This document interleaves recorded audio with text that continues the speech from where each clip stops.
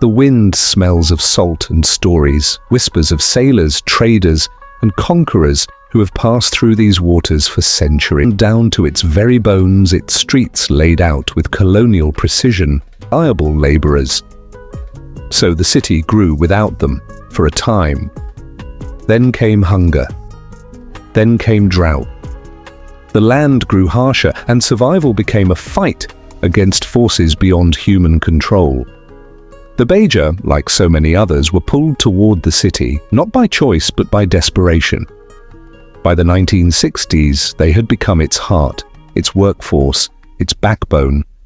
By the 1980s, closed off to the very people who built it. Jobs vanished, migration swallowed the city whole. And as the land turned against them, the people turned to the sea.